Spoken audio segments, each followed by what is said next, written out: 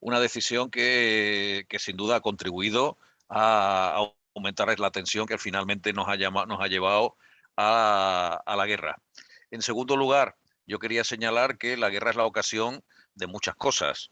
Es decir, por ejemplo, desde hace años el imperialismo dominante y sobre todo los jefes de la OTAN, Estados Unidos, viene insistiendo en la necesidad de que los países europeos incrementen el gasto militar. Hasta ahora no habían encontrado la ocasión de hacerlo. Ahora ya la ven clara y es evidente que ahora se plantean incrementar el gasto militar y ese dinero va a salir, como no puede ser de otra manera, de la sanidad, de la enseñanza, de los servicios públicos.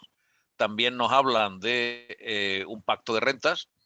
El presidente del gobierno ha dicho que se trata de moderar los salarios y los beneficios empresariales.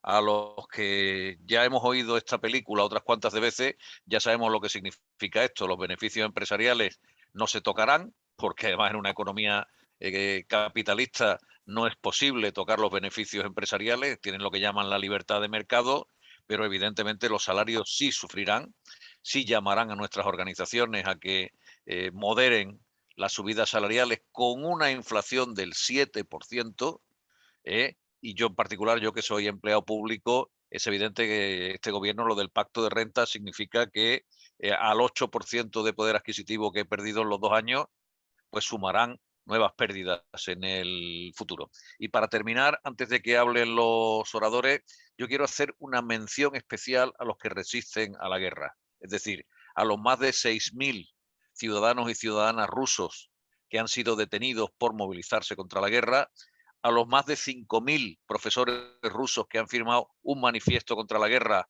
aun sabiendo que eso significa que se juega su puesto de trabajo, a los más de 600 científicos rusos que han firmado un manifiesto también de oposición a la guerra de Putin y a la guerra como destrucción de los pueblos. Y con esto nada más, creo que es oportuno tener este debate, creo que es clarificador para todos en un momento en el que la propaganda eh, ahoga a la verdad. Eso ya lo sabemos, que en las guerras es evidente que, como decía De Quincy, el que se prepara para cometer un asesinato seguramente acabe por no dar limosna y por faltar a misa los domingos, ¿no? El que se prepara para matar a miles de seres humanos, evidentemente no va a tener ningún respeto por la verdad. Nada más, van a hablar unos compañeros, después habrá un debate en el que todos podremos intervenir y adelante con esta charla. Silvia Ah, Martínez, la que intervenga en primer lugar, y luego Xavier Arrizabalo. Buenas tardes a todos, soy Silvia, soy militante de la UGT y pertenezco también al Comité de Enlace de Mujeres Republicanas y nada, por cuestiones del calendario hace que casi coincidamos con el inicio de la Revolución Rusa. El 17 de febrero de 1917, que era el 8 de marzo en nuestro calendario, las trabajadoras del textil del barrio de Vybor, en Petrogrado, se declararon en huelga, abandonaron las fábricas y fueron de taller en taller en piquetes de cientos de personas para extender la huelga y enfrentarse violentamente a la policía y el ejército. Poco cualificadas, mal pagadas, obligadas a trabajar durante 12 o 13 horas por jornada en un entorno sucio e insalubre, el hambre, el frío y la guerra habían quebrado la paciencia de las trabajadoras y campesinas, de las madres y esposas con seres queridos en el frente o torturados en cárceles zaristas. Las mujeres lanzaron palos, piedras, incluso bolas de nieve contra las ventanas de las factorías y forzaron la entrada en los centros de trabajo, exigiendo el fin de la guerra y el retorno de sus hombres del frente al grito de paz y pan. Desde el comienzo de las huelgas de febrero, en las manifestaciones se corearon consignas contra la guerra. Las mujeres ponían de manifiesto que ya sabían cuál era la raíz de sus problemas, la necesidad de unidad de la clase obrera y la importancia de convencer a los soldados de que dejaran de proteger el Estado zarista y de que apoyaran la revuelta, desencadenando en octubre del mismo año con la toma del poder de la clase obrera y acabando con el zarismo. Por primera vez se tomaban medidas concretas para alcanzar la igualdad entre hombres y mujeres. El derecho al voto, la participación en el Estado, el salario femenino sería igual al masculino, el derecho al aborto legal y gratuito, el divorcio, eliminación de la prostitución, y la mujer rusa tomó parte activa en todo el proceso revolucionario. Y es que la mujer trabajadora asumió un papel de vanguardia, se convirtió en decisiva, tomando en sus manos todo el aparato de producción, concentrada en las grandes fábricas o complejos agrarios, en las minas, en la construcción civil, en universidades, incluso en los transportes. Todo conflicto bélico abre una situación de inestabilidad política e incluso de estallidos revolucionarios, pues, ya que provoca hambre, muerte, paro, destrucción masiva de manera brutal en los países implicados, ¿no? En este caso Rusia y Ucrania, pero también en Europa y también más allá, ¿no? Utilizando la guerra como la pandemia, los gobiernos de Europa intentan realizar la unión nacional y el consenso con la mentira de defender a Ucrania. Además de esto, pues Rusia y Ucrania no son solo productoras de gas y petróleo, que ya estamos viendo, ¿no?, cómo los especuladores están llenando sus bolsillos a puertas, sino que también son los mayores exportadores de trigo, cebada y maíz del mundo. Según venía para casa, oía en la radio que la luz ha subido en 15 días un 20%, el combustible otro 20% y el trigo un 14%, ¿no? Y recordemos, tenemos ejemplos cercanos, ¿no? En 2018 y 2019, con las primaveras árabes en el norte de África y Medio Oriente, que una de las causas fue precisamente la carestía, ¿no?, de los productos básicos. La subida espectacular de precios afecta de manera flagrante a la clase obrera. Y oía también de camino, el gobierno Putin había subido los tipos de interés un 10%, ¿no? Imaginemos que no suben los intereses, pues, por ejemplo, de la hipoteca un 10%. Por ello que la población en Rusia se moviliza en masa en contra de la guerra. A pesar de que el gobierno Putin, que es tanto o más represivo y reaccionario que el de Ucrania, y que ha recortado aún más las libertades de manifestación y organización de la clase y de la población, pues ha salido a la calle en más de 60 ciudades y pueblos haciendo frente también a una represión brutal, ¿no? Este rato que venía oyendo la radio y decía el compañero Luis también, pues esta tarde decían que los detenidos por manifestarse pues superaban ya la cifra de 7.000, ¿no?, siendo en muchos casos mujeres, ya que los hombres son en muchos casos obligados a ir al frente, son sus parejas, sus hijos. También he oído que habían detenido a ancianos y a niños en esas movilizaciones, ¿no? Está claro que el gobierno ruso no es continuidad del comunismo ni de Lenin. En Ucrania también es lógico pensar que se prepare una resistencia o una guerrilla urbana incluso, ¿no?, viendo cómo está la situación. Nosotros no somos neutrales, ni el gobierno ruso, ni el de Ucrania, ni Estados Unidos, ni la OTAN, ni la ONU darán solución válida para nuestra clase, ¿no?, para la clase obrera. Solo puede darse a partir de la movilización de los pueblos y con la retirada de las tropas, lo estamos viendo. Es por ello que para nosotros la posición del gobierno del Estado español, que se ha puesto del lado de los intereses del imperialismo y junto con Estados Unidos, se alinea también con su política interna de frustrar los intereses de la clase trabajadora, es que incluso eliminando todo vestigio y resto de lo que unos y otros incluso llevaban en sus programas electorales. Desde el punto de vista de la mujer trabajadora, esta situación pues no hace más que acrecentar nuestra situación de desigualdad, de discriminación y de opresión, ¿no? La posición del gobierno, pues con los gobiernos que están al servicio de los que promueven las guerras, incluso apoyándose en la Iglesia Católica, pues hace que nos reforcemos en la necesidad de tomar una posición fuerte de defensa de los derechos y de las reivindicaciones. El gobierno acaba de decidir, ¿no?, ya decía también el compañero Luis, de reforzar el apoyo armamentístico, ¿no? Doblar el presupuesto militar pues va a ir en detrimento de los gastos sociales, no va a hacer otra cosa más que destruir aún más los servicios públicos, recortar nuestros derechos y ahondar aún más en la explotación de la clase obrera y la de la mujer en particular. Está claro que con la precariedad que sufrimos, los bajos salarios y la incertidumbre que se crea desde las instituciones del Estado y también desde los medios de comunicación, ¿no?, pues alertándonos de la subida brutal de precios de productos básicos, pero también incluso adelantándonos ya a un frenazo de la economía, ¿no? Esta frase que para mí lo que me quiere decir es que se avecinan más despidos y recortes, pero no solo salariales, ¿no? Oía en la radio también que vaticinan una inflación del 10%, pues con lo que ellos suponen. Lo que se avecina es un ataque brutal a toda conquista social. También el mantenimiento, pues, de leyes como la ley Mordaza, con la que pretenden, pues, que nos mantengamos a raya en cualquier movilización. Ya lo vimos hace poco en la huelga de los compañeros del metal de Cádiz, cuando el gobierno pues, mandó una tanqueta del ejército a calmar los ánimos. De hecho, una compañera va a ser imputada penalmente por esta ley de seguridad ciudadana por pedir su retirada a gritos en una manifestación.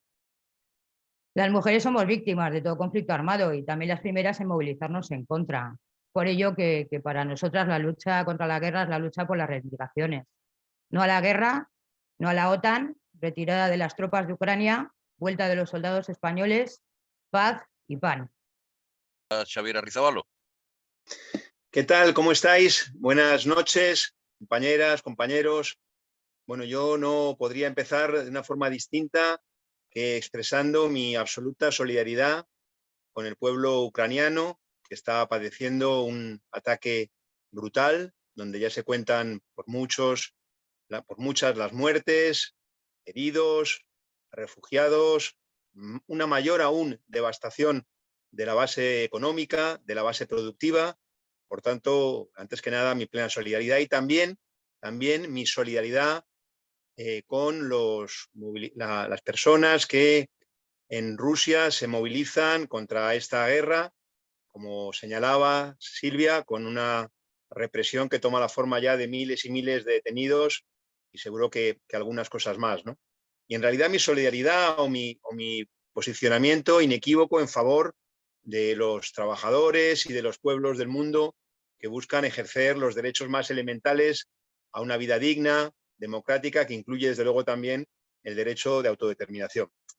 Esta situación dramática que de nuevo toma la forma de las imágenes, ¿no?, que conocemos en Europa, ¿no?, los bombardeos, la destrucción de edificios, gente que se refugia, que escapa como puede, gente que pierde lo más elemental para la vida, no se puede entender solamente mirándolo en clave de Ucrania o de Ucrania y Rusia, sino encuadrándolo en una situación mundial presidida por, hemos abordado en otras ocasiones también desde nuestra elaboración teórica, digamos, ¿no?, y en actividades como esta que hemos emprendido desde la Cuarta Internacional, desde la sección de la Cuarta Internacional del Estado Español, que es el POSI, el Partido Obrero Socialista Internacionalista, en relación con ese contexto de crisis que tiene que ver con, alguna vez lo hemos formulado así, con una suerte de crisis crónica, ¿no?, en el sentido desde que hace ya más de 50 años, desde aquel momento emblemático en el que la declaración del entonces presidente de Estados Unidos, Nixon, establecía que todo el entramado que se había levantado después de la Segunda Guerra Mundial,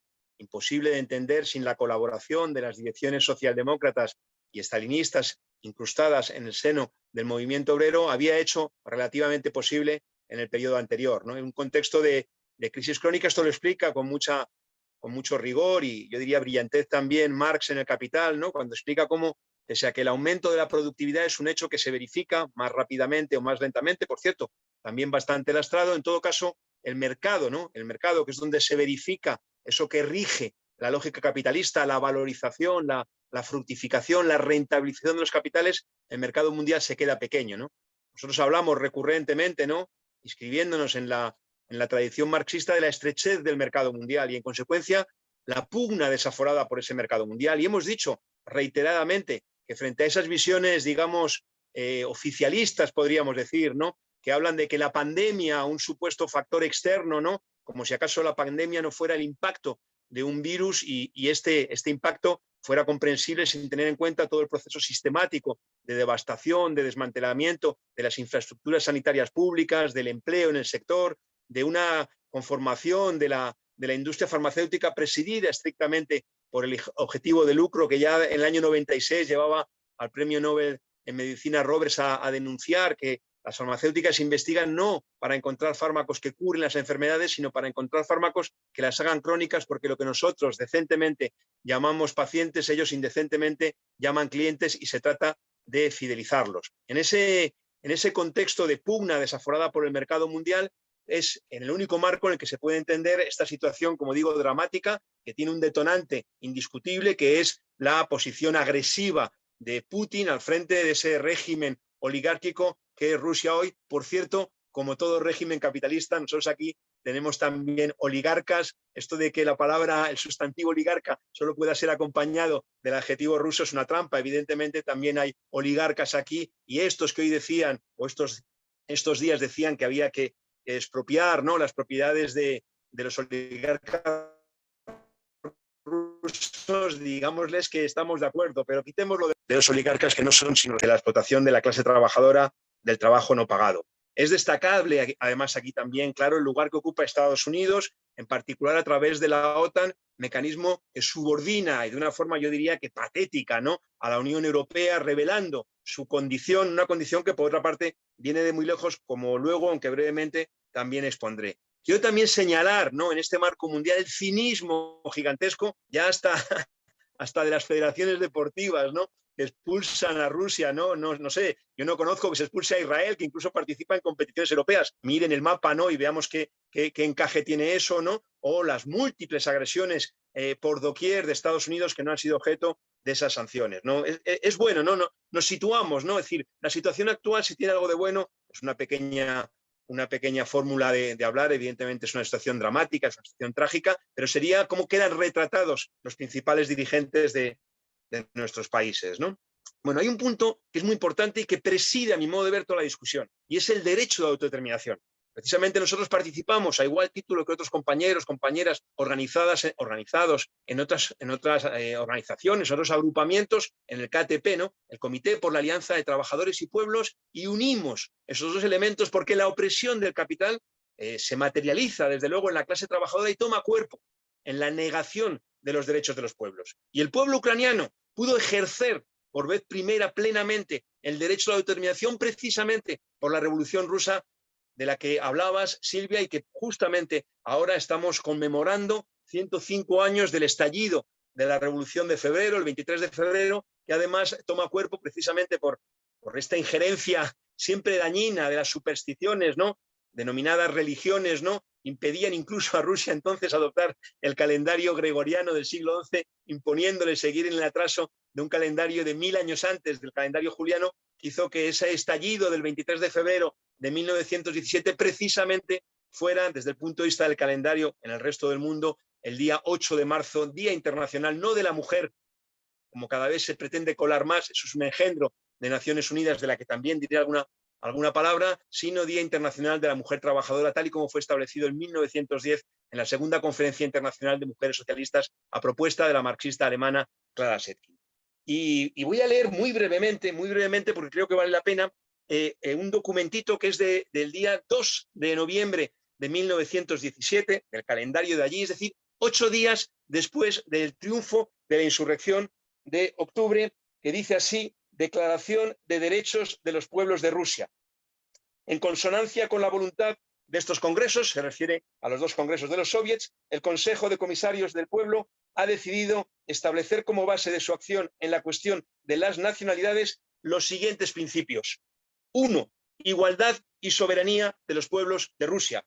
2. Derecho de los pueblos de Rusia a la libre determinación, incluyendo el derecho a separarse totalmente y constituir un Estado independiente. 3. Abolición de todos los privilegios y restricciones de carácter nacional o religioso. 4. Libre desarrollo de las minorías nacionales y los grupos étnicos que pueblan el territorio de Rusia. 8 días después estamos acostumbrados a que nos hablan de 100 días, de tregua, etcétera. En solo 8 días, después de haber decretado sobre la tierra, después de haber decretado precisamente sobre la paz en las primeras 24 horas del gobierno revolucionario, en 8 días establecen el derecho de autodeterminación, no de una forma retórica, sino de la forma que se ejerce efectivamente, lo que saben bien, en Ucrania. Ahora bien, también sabemos que la revolución, la experiencia de la revolución fue traicionada por la degeneración burocrática que toma cuerpo, en particular a finales de los años 20, la expulsión de la oposición de izquierda en el año 27, finalmente la expulsión también de la oposición de derecha. La primera se contaban dirigentes como Trotsky, Preobrazhensky y tantos otros. En la oposición de derecha se encontraba en particular como dirigente Bukharin. Y todos ellos fueron pasto de la represión del aparato burocrático estalinista en las purgas, en los procesos de Moscú o incluso con el asesinato de Trotsky en agosto del 40 en México. Y en ese contexto es donde comienzan a negarse los derechos de los pueblos, el derecho de determinación, de modo análogo a cómo se niegan también los derechos de la mujer, porque hay que decir que si en noviembre de 1920 se establece el derecho a la interrupción del embarazo de acuerdo al marco científico, técnico, a la infraestructura sanitaria disponible, hay que decir que en 1936 Stalin lo prohíbe. En ese contexto de retroceso hay que decir con mucha claridad que Putin no es heredero de la revolución, que Putin por contra se inscribe en la tradición del método mafioso del estalinismo, un método que en definitiva sirve para defender intereses particulares, no los intereses del colectivo, no los intereses del conjunto de la población, sino intereses particulares, en este caso los intereses de la oligarquía que ocupa o pretende ocupar un lugar en ese mercado mundial disputado virulentamente por las grandes potencias representando al capital financiero respectivo y en primer lugar, claro, Estados Unidos. En diciembre hizo justo 30 años de la desaparición de la Unión Soviética y se inicia la rebatiña imperialista por lo que había constituido el viejo CAME, el viejo Comecon, aquel Consejo de Ayuda Mutua Económica, y es un proceso que está liderado directamente por la OTAN. Conviene recordar que la OTAN, que se constituye en el año 1949, inmediatamente se le atribuye el reparto, la gestión de los fondos del llamado Plan Marshall, del plan del general Marshall, mecanismo a través del cual se va a impulsar la llamada tan pomposamente integración europea, que no es sino el mecanismo de subordinación de Europa, de los gobiernos de Europa, de los países europeos, a los intereses de la potencia dominante Estados Unidos. Esto conviene no perderlo de vista. Se le bautiza tan tramposamente en el Tratado de Maastricht como Unión Europea y hay que decir que ni unión, no es unión ni podría serlo, porque no hay unión, y abundaremos en eso, en el marco de la sociedad capitalista, hay intereses inevitablemente conflictivos que radican en la explotación, en que ellos viven de su trabajo, viven de la explotación del trabajo no pagado, y esto por una parte, y por otra parte tampoco europea, porque desde el principio el proceso llamado de integración europea no es sino un mecanismo de subordinación de Europa a los intereses de la potencia dominante. Y por cierto, conviene recordar lo que significa la OTAN con su propio tratado constitutivo, repito, 1949, donde se establece todo este mecanismo de ayuda militar, de colaboración militar, y se incluye en los países, en los territorios que se enumera, la Argelia francesa, es decir, expresamente la OTAN, señalando su carácter imperialista, contrario, de hecho, la independencia argelina, que se proclama en marzo del 62, la OTAN se entera un año después, ¿no?, cuando plantea que inevitablemente tiene que reconocer ese hecho. Y en ese contexto de pelea por el mercado de rebatiña, el 9 de febrero del 90, en el proceso que dará lugar el 3 de octubre a la puesta en marcha de la unificación de Alemania, de las dos Alemanias, vale decir de la absorción de la República Democrática Alemana por la República Federal Alemana, digo los nombres oficiales, no que me crea lo que significan en un sentido, digamos, semánticamente. En ese momento, Baker, el que entonces era el secretario de Estado de Estados Unidos, de infausto recuerdo en América Latina, en África, en Asia, muñidor de la imposición de políticas de ajuste durísimas, con la coartada del pago de la deuda, una deuda cuyo monto no podía creerse nadie que respondiera a ningún crédito verdaderamente merecedor de ese nombre, sino un mecanismo sistemático de pillaje, se compromete ante Gorbachov a no extender la OTAN de los 16 países que formaban miembros. Esto es febrero del 90. En el mes de octubre, como digo, se incorpora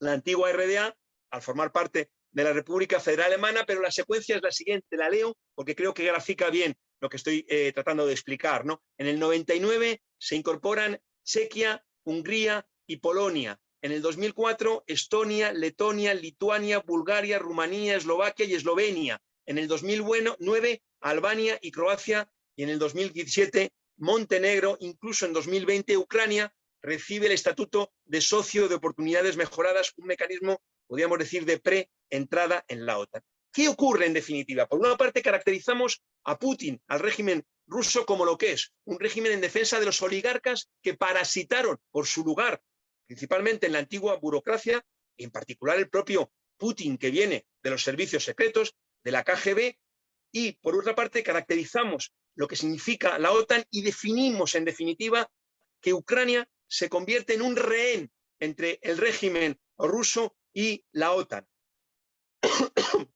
Algo he aludido para no extenderme en esto, sí quería casi decir algunos nombres para situarnos, ¿no? Es decir, Estados Unidos, ¿no? Estados Unidos es la potencia que lleva a cabo ella sola un gasto equivalente al 40% del gasto militar mundial.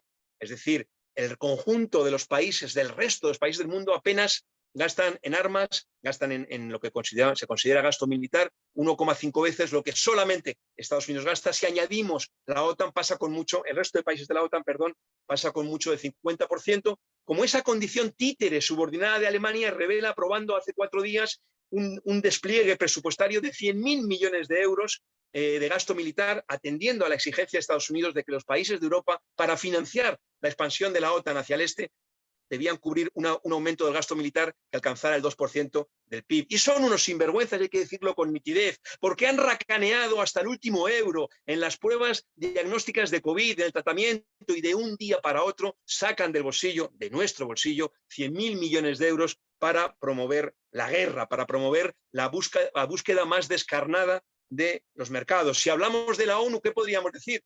Porque muchas veces, y lo vemos en declaraciones vergonzosas de algunos dirigentes políticos, apelando a la ONU, ¿acaso todavía, desde el año 45, han pasado 77 años, todavía, casi 77 años, todavía no se conoce lo que es la ONU? Todavía no se conoce que lo oprobio que pasa al pueblo palestino fue gestado en la ONU, por cierto, con la colaboración del entonces responsable Andrei Gromyko en la de Exteriores, en responsable diplomático soviético, porque intervino a muerte el régimen estalinista en favor de la liquidación de los derechos del pueblo palestino. No se entendería, y esto es importante no perderlo de vista, no se entendería la criminal creación del Estado de Israel que expulsa al pueblo palestino de su territorio sin la colaboración de la burocracia estalinista, que incluso tomó la forma de que fue el ejército checoslovaco el que en gran medida arma en primera instancia al ejército de Israel.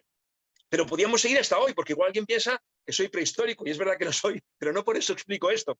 Es que la ocupación de Haití, con todo el corolario de destrucción, incluso de transmisión del cólera, de la enfermedad del cólera a través de los soldados, por cómo actúan los soldados al dictado de la OTAN, Haití ocupado, ¿no?, con el paripé de que estaba dirigido formalmente por Brasil, lo cual, por cierto, califica también en este punto a los gobernantes brasileños, pero que en todo caso, desde el punto de vista de su actuación efectiva, era Estados Unidos. Una vez más, Haití es una sociedad devastada, la primera república independiente de América Latina, resultado de una revolución negra que, sin embargo, fue traicionada. Y bueno, en otro momento podríamos hablar de esto, de la propia responsabilidad criminal de Clinton y es que Clinton es de Arkansas. Arkansas es el estado arrocero por excelencia en Estados Unidos. Ahí está la primera multinacional, Rice Inc., ¿no?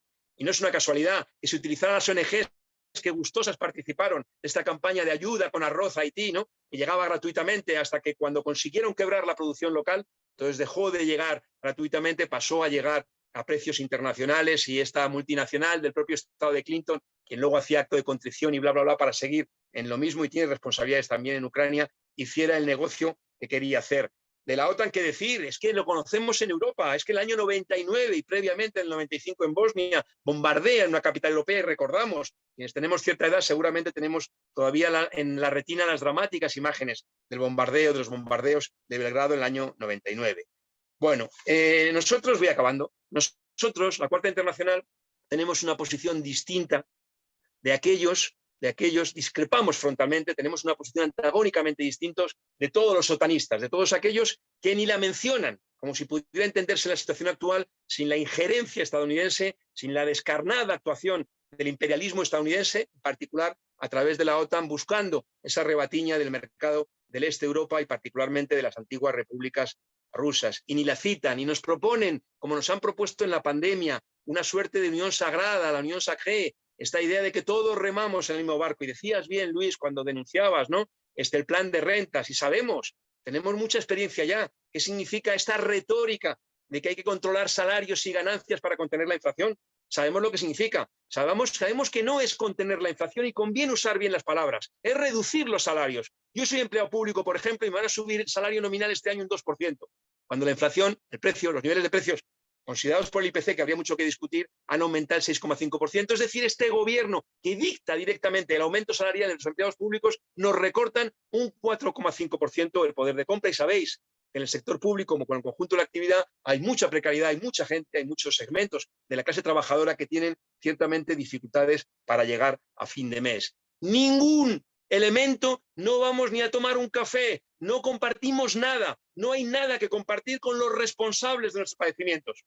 Toda formulación de unión sagrada es una trampa, no puede conducir a nada bueno. Tenemos una experiencia en el movimiento obrero que data en particular de hace más de 108 años, o de 108 años, cuando el 4 de agosto de 1914 los diputados del Partido Obrero Alemán votan a favor de los créditos de guerra, es decir, inmolan a la clase trabajadora con sus organizaciones, en este caso el Partido Obrero, el Partido Socialdemócrata, en unos intereses que son ajenos a los de la clase trabajadora. A otra escala es lo mismo que padecemos aquí con el diálogo social entronizado, y tienen la sinvergonzonería los dirigentes sindicales que hablan de que debería tener un carácter soberano el marco del diálogo social. Qué disparate, un diálogo social que presupone, y digámoslo con claridad, que presupone una premisa, que patronal y trabajadores compartimos algo, tenemos intereses comunes, pero es que dadme una pizarra y 5 minutos y demuestro de forma inapelable que es imposible que compartamos nada. Porque ellos viven de nuestro trabajo, de la parte que no nos pagan, y eso es la explotación, eso es lo que desveló Marx, y sus ganancias son el trabajo que no nos pagan, es la explotación, no hay nada que conciliar, pero vayamos al terreno concreto, veamos todas las medidas. ¿Acaso son los mismos intereses los que tenemos nosotros y nosotras, que necesitábamos en la primavera de 2020 que se hubiera expropiado el textil para producir mascarillas y producir equipos de protección individual a los sanitarios y sanitarias, mientras que ellos hacían todos los negocios, una pequeñita parte, la guinda, es la que se descubre con este partido genéticamente corrupto, porque es un partido franquista, es el PP y sus escisiones. Entonces nosotros discrepamos de eso y discrepamos de Putin, que es la representación de la mafia que niega los derechos a los trabajadores y trabajadoras rusos, que niega los derechos democráticos más elementales, como señalábamos con la prohibición o con la persecución de las movilizaciones legítimas en contra de la guerra, en contra del desvío de los fondos públicos, en lugar de para la sanidad, para la enseñanza, que vayan para la destrucción, que vayan para la guerra, porque es la mafia, es la representación de la mafia. Discrepamos, no tenemos nada que ver con él, no queremos nada que ver con él, ¿no? Tampoco decimos que son simplemente bandas imperialistas, como si todo fuera lo mismo. Tratamos de entender lo que ocurre, nos apoyamos en un método, que es el método científico, el análisis social, que es el marxismo, para entender ese carácter cada vez más agudamente contradictorio del capitalismo, esa huida hacia adelante que se expresa, ¿a qué les invitan? ¿Qué invita el capitalismo a las mujeres, a los inmigrantes, a la juventud? A que se olviden siquiera de tener unas condiciones que permitan una vida elementalmente digna desde el punto de vista material. Nosotros reivindicamos incondicionalmente los derechos de la clase trabajadora y los derechos de los pueblos. Y por eso esta actividad de hoy, esta discusión, tiene un corolario, tiene una conclusión. La conclusión es que aquí no estamos haciendo un debate teórico porque nos aburramos un jueves en la noche que hace mucho frío, al menos en Madrid. No se trata de eso. Se trata de que discutimos con el objeto de dotarnos de una comprensión para la intervención. No nos quedamos parados, reivindicamos y nos inscribimos en la trayectoria que venía expresándose a escala mundial. El año 2019, el año último, completo prepandemia, fue muy elocuente. Argelia en febrero, luego Líbano, luego Chile en octubre, luego en Europa, la experiencia de los chalecos amarillos, en Francia, el estallido social en Estados Unidos, que es verdad que responde al asesinato de un joven negro en mayo, pero que va mucho más allá porque tiene que ver con el hastío, de igual modo que la oleada de huelgas que hay en la última parte del año. Y por eso nosotros planteamos reivindicaciones concretas y nos planteamos cómo luchar por ellas, de acuerdo a las posibilidades, peleando en nuestros sindicatos, haciendo actos informativos, discutiendo en los centros de trabajo, en los centros de estudio. Y por eso decimos no a la unión nacional. No compartimos nada con aquellos que nos explotan y que impugnan nuestras condiciones de vida cada día y cada vez más. En segundo lugar, reivindicamos incondicionalmente el derecho legítimo de autodeterminación de los pueblos y lo reivindicamos en todos los sitios.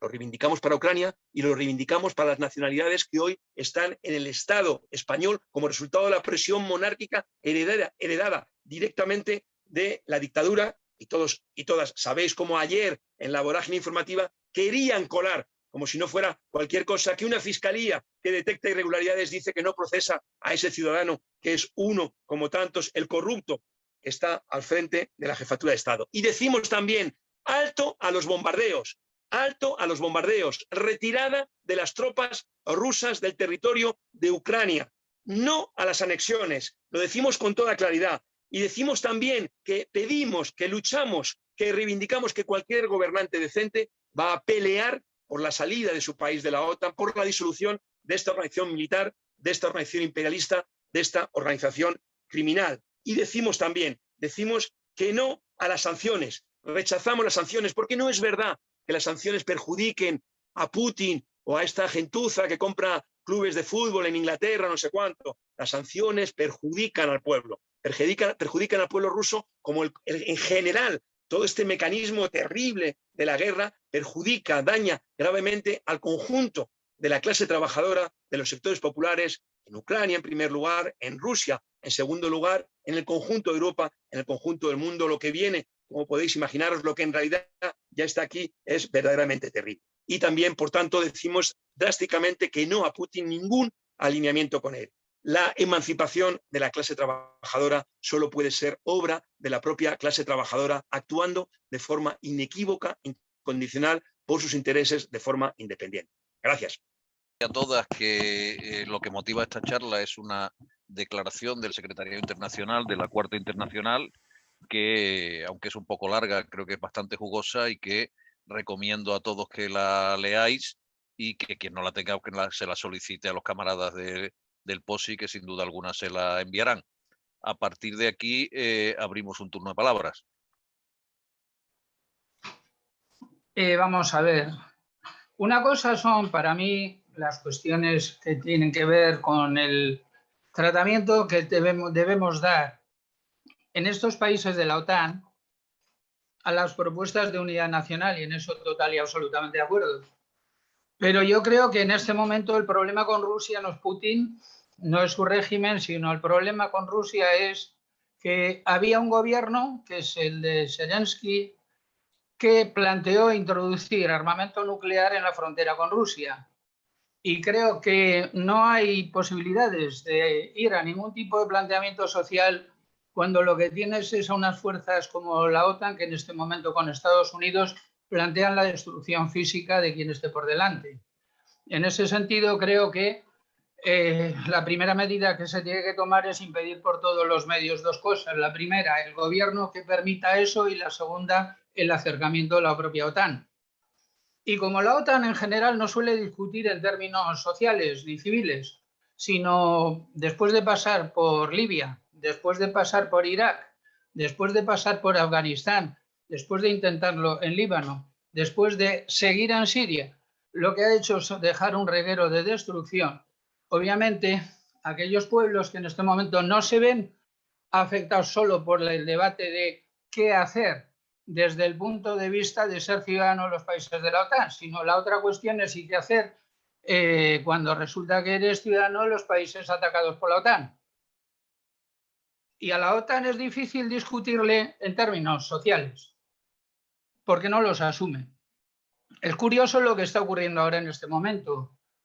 Se decía que hay un nivel de muerte importante, es cierto que hay un nivel de muerte importante, pero también es cierto que venimos de 15.000 muertos desde el 2014 al 2018, porque este no es un problema que ya se ha iniciado ahora, porque desde el 2014 al 2018 más o menos se juzga, se valora en unas 15.000 personas asesinadas, sobre todo por bandas como Azov y el sector Pravi, ¿no? Las milicias de ultraderecha, que directamente son gente que ha planificado asesinatos con dinero pagado por oligarcas ucranianos. Que el cambio de régimen que hubo en Rusia, en Ucrania, perdón, evidentemente el anterior era corrupto, como son casi todos, por esos lares, pues vino precedido por una intervención económica de Estados Unidos que reconoce la propia CIA de 5.000 millones de euros de dólares invertidos en las ONGs ucranianas, 5.000 millones de dólares. Que en la matanza de Odessa se repartía, se estaba pagando la cabeza a cada persona asesinada 5.000 dólares por cabeza. Fueron 120 las personas asesinadas. Y en el colmo de los colmos, no se le ocurre nada mejor a ese gobierno ultraderecha que proponer entrar en la OTAN y meter armamento nuclear en la puerta de casa de sus vecinos. En ese sentido, estamos de acuerdo en que en los países que somos partícipes de la OTAN, porque nos toca por ciudadanía y por desgracia, la lucha contra el frente nacional que pretenden es evidente, pero yo creo que hay una urgencia muy importante, es deshacer a la OTAN. Y hay dos maneras de deshacerla. Una es, hacemos un planteamiento de denuncia, y la otra es, si tienes posibilidades, los destruyes físicamente. Y es lo que está ocurriendo. Nadie se hubiese acercado a Ucrania para nada si Ucrania no hubiese tomado el estatus de ser parte participante de la OTAN y además hacer una declaración pública por su propio presidente e introducir armamento nuclear ahí. Y evidentemente permitir eso es directamente dejar las armas de destrucción masiva en la puerta de casa, es decir, en el felpudo. Nadie en su sano juicio va a hacer eso. Yo no defiendo a Putin como un hombre de la izquierda comunista, ni antiimperialista, ni nada así. Creo que ese, para mí, no es mi debate. Lo que digo es que el pueblo ruso en este momento tiene la urgente necesidad de quitarse de encima el acercamiento a la OTAN. Y tiene los medios suficientes para hacerlo. Los medios suficientes para hacerlo, y lo está demostrando. Por mi parte, no me solidarizaré jamás con el régimen de derechas de Ucrania, que ahora huye despavorido. Jamás. Sí entiendo el dolor que están sufriendo los trabajadores normales, la ciudadanía normal de Ucrania, que no tenía por qué verse envuelta en un complot en el que su propio gobierno les ha puesto a los pies de los caballos. Pero como esto es la realidad de una guerra con una organización criminal como la OTAN, que no solamente un atajo de gentuza en el ámbito personal, que eso no cabe duda, sino que es una banda de asesinos, pues la única solución que hay con el fascismo es quitárselo del medio. Entonces, yo creo que es importante en este momento destruir a la OTAN. Destruirla es destruirla por los medios que se puedan. Y si se puede militarmente, por supuesto. Por supuesto. Y lo demás, ahí nos damos todos la mano porque es así. Lo que nos toca aquí es enfrentar a la unidad nacional que se propone para hacer apología de la guerra imperialista, de enviar armas, de enviar tropas, de enviar tanques, de enviar fragatas, de enviar aviones. Contra todo eso y contra lo que eso va a suponer al modo de vida de las clases populares en Europa, eso es evidente. Pero es impresionante una cosa, un dato. Resulta que en las incautaciones que se plantean de bancos y demás rusos, la intervención sobre bancos rusos, a Gazprom no se meten con ellos. Y a la segunda empresa más importante de Rusia tampoco se meten con ella, con lo que da la impresión de que las cuestiones no son tan claras, que eso de los boicots económicos que plantea Europa, me parece que una cosa es lo que están diciendo y veremos hasta dónde llega. Pues muchas gracias, compañeros, por organizar este debate. Me parece muy necesario porque, como decía alguien, la primera víctima de la guerra es la verdad, ¿no? Y entonces ambos bandos lo primero que hacen es asesinar a la verdad. Y entonces ahí vienen las campañas de propaganda de uno y otro bando. Y estamos en un fuego cruzado de propaganda de uno y otro bando. Esto está claro, ¿no? Yo creo que es importante, creo que ya los compañeros Silvia y Xavier, que han intervenido, y Luis en su introducción, ¿no?, han dado muchísimos datos, muchísimos elementos que dejan claro que hay que encontrar el punto, no evidentemente de equidistancia, porque no somos equidistantes y, como alguien ha dicho, no somos neutrales. En el CATP, en el mes de enero, hemos lanzado como 3 comunicados en el sentido de contra la guerra, uno previo a la conferencia del 29 de enero, otro como una resolución de la propia conferencia y otro pues al inicio de las hostilidades, ¿no? Y evidentemente los 3 están muy en sintonía con la declaración de la Cuarta Internacional, son mucho más sintéticos, pero estamos de acuerdo en que estamos de parte de los trabajadores, de los pueblos, de los que sufren la guerra. Y ni somos equidistantes, no somos neutrales, y por lo tanto tomamos posición, pero tomamos posición no por ninguna de las partes, ni justificamos a ninguna de las partes, porque las dos partes tienen una actitud criminal. Tan criminal es lo que está haciendo Putin en este momento, con todas sus justificaciones que pueda dar, como las que daba Bush y Blair, acompañados del payaso Aznar, en la guerra genocida contra el pueblo de Irak, ¿no?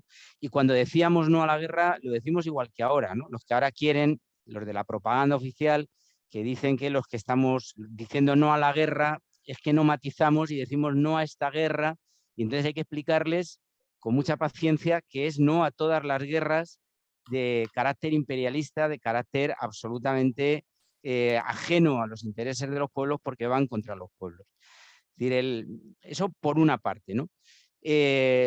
Respecto a lo de la sesión parlamentaria de ayer, a mí me llamó la atención, ¿no?, que se ponen de acuerdo en esto, porque al final están salvaguardando el sistema económico hegemónico, es decir, en sus contradicciones. No es que Putin esté al margen del sistema hegemónico vigente, otra cosa es que lo ejerce a su manera, pero no se han puesto de acuerdo durante 2 años para salvar las vidas frente al virus, frente a la pandemia. Hemos asistido a 2 años de agresión permanente, de boicot a cualquier acto, sobre todo desde los partidos de la derecha, y ayer votaban entusiásticamente y estaban a favor y aplaudían el enviar armas de carácter ofensivo. Es decir, además no eran armas de forma neutral, sino armas de carácter ofensivo. Y esto creo que hay que señalarlo, porque les desvela más aún, si cabe, su cinismo y su hipocresía. Yo creo que hoy está muy en vigor decir no a la OTAN y decir no a la guerra. No a esta guerra, no a la de Irak, no a la de Siria, no a la de Afganistán, como el pueblo estadounidense dijo no a la de Vietnam, o como nosotros dijimos no a que nos metiera Aznar con su mayoría absoluta en la guerra genocida, insisto, de Irak. Y no estábamos en contra de la guerra porque estábamos a favor de Saddam Hussein y estábamos en contra de Bush. Estábamos en contra de la guerra porque estábamos a favor del pueblo iraquí. Porque quien sufrió en carne propia, evidentemente, los bombazos y los misilazos del ejército estadounidense y el inglés, cuyos aviones, sobre todo los de Estados Unidos, despegaban de Rota y Morón, pues era el pueblo iraquí, ¿no? Pero las guerras económicas, que es la faceta de las sanciones, ¿no?, en última instancia, ahora lo llaman sanciones, en Cuba lo llaman bloqueo, a los iraníes les han sometido y llevan sometidos años también a sanciones por la beligerancia nuclear y demás, como todos sabéis. Y bueno, al final el problema es la destrucción de los derechos, ¿no? Y el problema pues es lo que estamos sufriendo, es decir, porque la guerra ha estallado en su faceta bélica, pero la faceta económica lleva tiempo atacando a la clase trabajadora mundial. Es decir, el virus ha venido a poner en evidencia cómo han bajado todas las barreras, han quitado todas las trincheras y nos han desasistido, ¿no? ¿Alguien se imagina que hoy el pueblo ucraniano no tuviese balas, ¿no?, para defenderse? Pues aquí no hemos tenido mascarillas, ni respiradores, ni no sé cuántas cosas, ¿no?, para defendernos. Es decir, son las guerras contra los pueblos, toman sus distintas formas.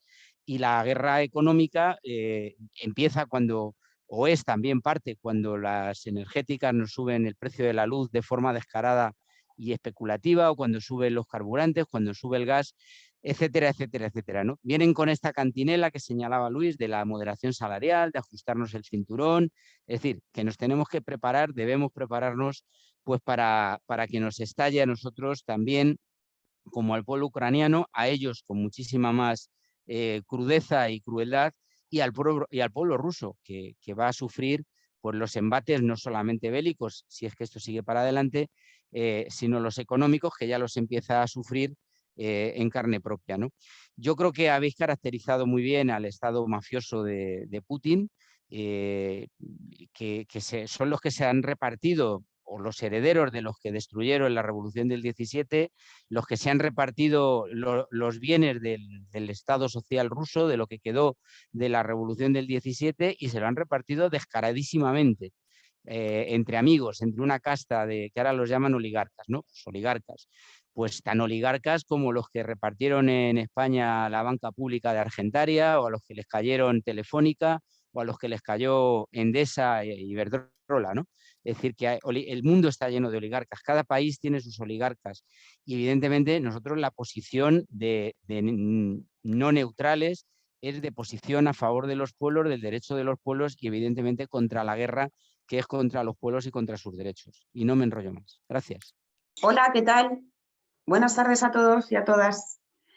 Bueno, Roberto y compañía, a veces me parece muy difícil mantener el tema de la neutralidad. Se está poniendo la cosa un poco rebelde en las redes sociales, en casa, en el trabajo, en el ambiente. Tengo condenas y tengo solidaridad. Solidaridad sí que la tengo, claro, cómo no. La tengo con los refugiados y con las clases trabajadoras que van a sufrir el asedio de la guerra, ¿no? Sin determinar quién es el culpable exacto o quién es el culpable directo de todo lo que está pasando, ¿no? Cuando es verdad que Arrizabalaga mete en el debate el tema de la emancipación de los pueblos, del derecho a la emancipación de Marx, del derecho a la autodeterminación, de la soberanía de los pueblos, que yo creo que en el Donbass no se ha respetado nunca por parte de Ucrania. Mi solidaridad con los camaradas del Partido Comunista que fueron ilegalizados en Ucrania. Mi condena a los países europeos que están señalando de alguna manera o que están retirando incluso pasaportes a los ciudadanos rusos es muy grave. La naturalización del fascismo en Europa, desde mi punto de vista. La OTAN nació, vosotros lo sabéis, yo lo recuerdo, como consecuencia de la Guerra Fría para combatir todo síntoma de socialismo en Europa. Hace 30 años, la primera acción conjunta de los bombardeos, creo recordar que fue en Yugoslavia. Aquello en los años 90 marcó la vida de mucha gente de mi edad, lo tenemos muy presente. Yo creo que la debilidad precisamente de los partidos comunistas en Europa es lo que está aprovechando el brazo armado del FMI, en este caso la OTAN y la Unión Europea. Y bueno, pues a veces intento comprender por lo menos la estrategia de Rusia. La intento comprender, ¿no? Reivindicando continuamente los acuerdos de Minsk, que no se han cumplido tampoco. La conferencia de Múnich de 2007 de Putin fue llamativa ya. Parece ser que vaticinaba que algo podía pasar o algo podía estar pasando en este año ya después, que yo creo que han esperado después de la pandemia precisamente.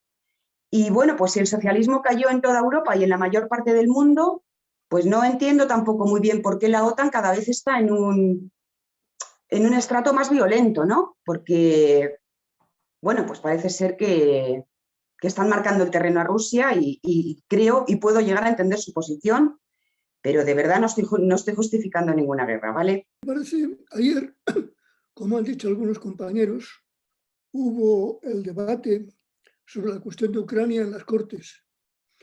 Y en las Cortes hemos estado acostumbrados a que en el último mes y medio se nos está soltando todo tipo de demagogia, de falsa propaganda por dos lados, ¿no? Si coges la propaganda de Estados Unidos es descarado. Desde hace un mes y medio está preparando esto y debe estar muy contento Biden cuando estalló la invasión de Ucrania, porque esto es lo que él estaba proponiendo y deseando. Y por otro lado, se ha planteado las cuestiones de Putin, que decía que no iba a invadir el país, que decía toda una serie de cuestiones que luego han sido mentira. Y entonces lo que la gente ha visto ha sido pues lo que ha pasado. Entonces, yo estoy de acuerdo con todas las denuncias que se han hecho aquí a la cuestión de la OTAN. Todo esto y mucho más. Pero compañeros, compañeras, quien ha hecho el juego a la OTAN ha sido Putin. Nadie se atrevía a proponer que ni Biden proponía que Ucrania fuese miembro de la OTAN. Ahora lo comprenderían muchos ciudadanos europeos, quien le ha hecho el caldo gordo a la OTAN ha sido Putin. ¿Quién le mandaba a él a hacer estas salvajadas? Sí, le mandaba a él sus planes. Putin no defiende al pueblo ruso. Putin defiende a los oligarcas rusos que asfixian al pueblo ruso, que asfixian a los trabajadores. No interviene ahí en nombre del pueblo ruso ni de sus intereses. ¿Qué va? A él no le han interesado nunca estos intereses. Él está con los oligarcas esos. Defiende sus intereses y está haciendo el juego a la OTAN. Entonces, ayer fue una cuestión que era todo un juego, porque era un juego, las mentiras que se han prodigado durante este último año y medio, mes y medio, ayer subían de tono. El segundo que habló, porque es el tercer grupo de las Cortes, es Vox. Vox habló de que él, como todos los demás que estaban allí, es solidario del pueblo ucraniano, que está en contra de la agresión. Todos dijeron esto, todos. Y entonces él dijo esto y cuando acabó de hablar, todos los demás decían, pero bueno, ¿qué le ha pasado a Vox? Si el señor Abascal se desvivía porque le hiciesen una foto a él junto con Putin y ahora han desaparecido, en las Cortes ayer habían desaparecido los amigos de Putin, no había. Los mismos que antes se peleaban por tener relaciones con Putin con distintos motivos. En un caso, pues porque es muy lógico que el Abascal esté con Putin, porque su política en España es aplastar todos los pueblos de España para levantar lo que él llama la nación española. Es lo mismo que hace Putin. Es lo mismo que hace Putin, que ha dicho los bolcheviques fueron unos traidores, porque los bolcheviques inventaron Ucrania, en lugar de lo que había, que era la Santa Madre Rusia. Y Vox dice lo mismo aquí. Pero entonces habían desaparecido los amigos de Putin. Siguieron el debate. Cuando llegó los últimos, Podemos, etcétera, etcétera, y Izquierda Unida, PC, entonces la derecha salió diciendo, ¿y dónde están los amigos de Putin? Eso tampoco es verdad. El que se había hecho la foto era el de Vox, ¿me explico? Entonces, pero sí había un resquicio de decir, a ver si ahora Putin va a defender al pueblo ruso. Había un resquicio de decir que Putin está haciendo un juego que en definitiva favorece a los trabajadores. Y ahí había una confusión tremenda. Había 1000 posiciones en la izquierda. Yo no voy a denunciar aquí a nadie, pero había una gran confusión con esta cuestión de lo que representaba Putin. Y si en este sentido, bueno, entonces todo esto ayer nadie defendía. Todos eran que Putin tal. Bueno, ayer nadie podía decir que la intervención de Putin era defender al pueblo ruso. No podían decirlo, porque es demasiado evidente. Tienen que mentir de manera más sofisticada los que hablan en las Cortes en nombre de una cosa o de otra. Pero ahí, efectivamente, ¿qué defiende ahora lo de Putin? Toda la propaganda que nos ha estado haciendo durante mes y medio, Russia Today y todos los medios estos, se han ido por el suelo, porque la gente lo que ha visto es lo contrario de esto. Y la gente ha dicho, no, yo eso, no estoy por eso. Pero eso no se ha acabado. La historia va a continuar. Y vamos a ir, no faltarán quien acabe por justificar que si Putin muy bien y muy mal. Bueno, yo creo que aquí, desde el punto de vista de los trabajadores, desde el punto de vista de los que hicieron la Revolución Rusa, como ha dicho antes Silvia, no hay nada que defender en lo que ha hecho ni lo que ha dicho Putin. Nada. Desde el punto de vista de los trabajadores, no hay nada que defender ahí. Ha demostrado lo que es. Es un sátrapa que aplasta a los trabajadores. ¿En nombre de qué? En nombre de una fantasía, de una Rusia eterna, como aquí la España eterna. Y esto es mentira. Lo que él defiende son los oligarcas. Entonces ahí se ha quedado un poco sin argumentos. Bien, lo que hay que ver, yo tampoco me convence demasiado algunas polémicas si el problema es si lo ofensivo o lo defensivo. El problema no es ese. Cuando había la guerra en España, los trabajadores en Europa sabían a quién tenían que apoyar, a las organizaciones de los trabajadores españoles. Y ahora, ¿a quién hay que apoyar? ¿A quién hay que dar las cosas defensivas o ofensivas?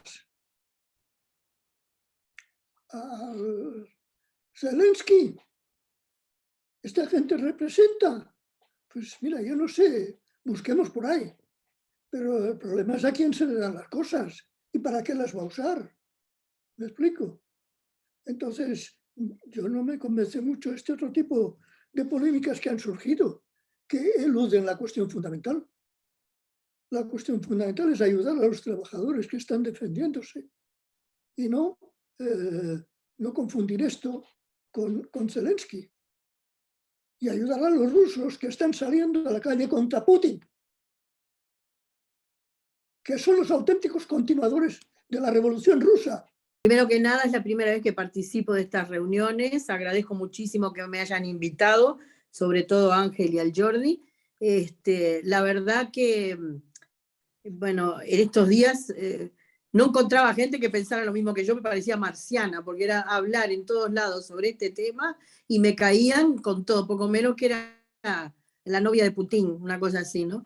Pero bueno, entender cómo son las cosas y que haya otra gente que piense lo mismo, me hizo estar como en un oasis hoy, ¿no? Yo no voy a repetir argumentos que han explicado muy bien muchos compañeros que usaron la palabra antes que yo, pero sí quería marcar que me parece que en la comunicación nosotros tenemos que salir de un tema que es cuando decimos no a la guerra, como que de enseguida saltan, como que ese es un tema, hay que sobrepasarlo. No se puede decir solo no a la guerra cuando ya empezó la guerra. Hay que sobrepasar, entonces, decir que hay que mandar armas y todo para defenderse. O estás con el no a la guerra o estás con el sí a la guerra, no hay dónde perderse. Entonces nosotros no estamos con el sí a la guerra, ni tampoco vamos a mandar armas si estamos de acuerdo con el no a la guerra. Pero hay que un poco explicar lo que significa, o sea, hacer un poco de campaña más cortita y más moderna, así por redes y todo, de explicar que no a la guerra es no a la guerra. También desempolvar las consignas de no a la OTAN, porque yo estuve buscando por internet los partidos que hoy están, muchos partidos que están aquí, que en su momento decían no a la OTAN, y hoy tenemos que unirlo en la unidad nacional, la unidad del continente. No es en la OTAN que vamos a hacer la unidad del continente, es en la unidad de los pueblos europeos que vamos a conseguir la unidad europea y no en la OTAN. Entonces desempolvar eso y explicar por qué es la OTAN y porque se ha generalizado como es algo bueno.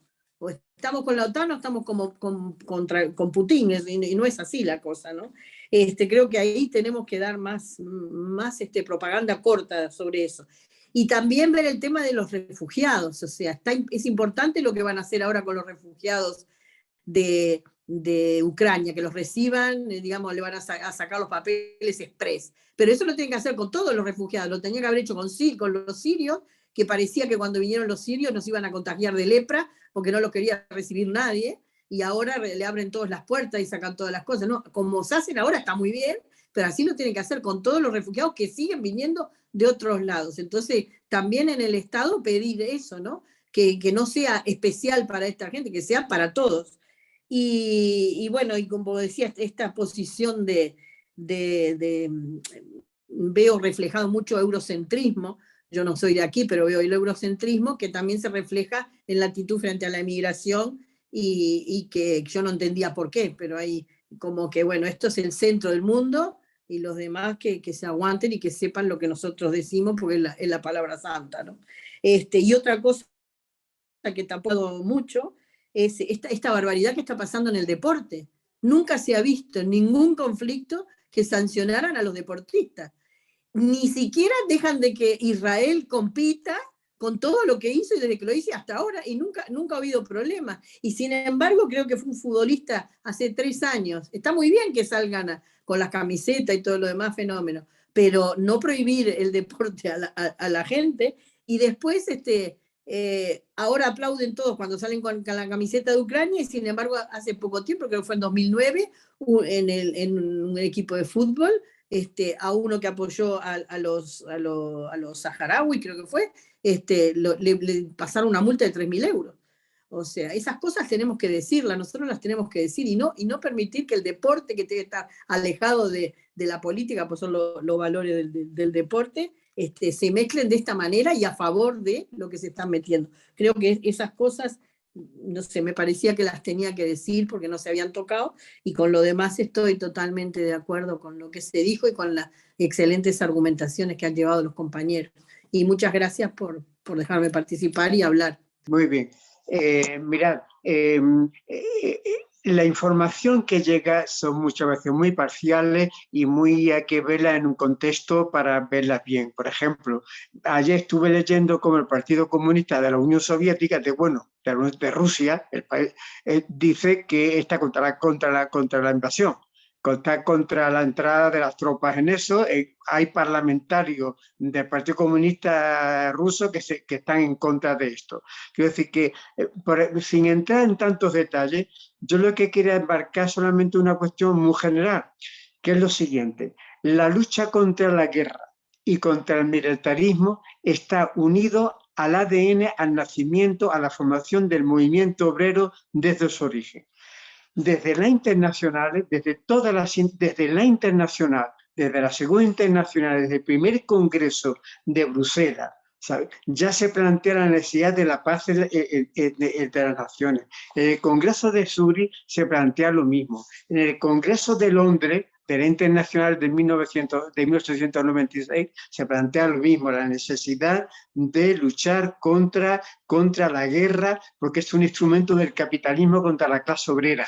El Congreso de París va y plantea exactamente lo mismo, de luchar con todos los medios contra las potencias capitalistas que buscan la guerra. Rosa Luxemburgo en este Congreso plantea que no esperemos el socialismo a través del derrumbamiento económico del sistema, sino como fruto de las rivalidades y de la guerra entre las grandes potencias, es decir, desde el Congreso de Ámsterdam, todos los congresos de la Internacional, el Congreso que Lenin llamó de la Internacional, 12 congresos de la Internacional, sumando los 5 de la primera Internacional y los 7 de la segunda Internacional. El Congreso de Stuttgart definió la política ante la guerra como la antesala de la revolución. Va a ser la guerra por la relación de los trabajadores contra la guerra que enfrenta a los pueblos en beneficio del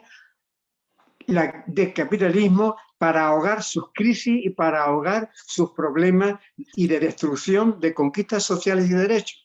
Es así como está delimitado en toda la historia del movimiento obrero, como está planteado el tema de la guerra. El tema de la guerra, el militarismo, es el enemigo de los avances de la humanidad, es el enemigo implica destrucción de la clase obrera. Es así como está planteado. De manera que más que yo creo que eso es una cuestión muy importante de tener anclado. Y no se trata si uno es más democrático que el otro, Estado más agresor o menos, o víctima más democrático que el otro. Yo he participado muy directamente en la lucha contra los bombardeos de Libia.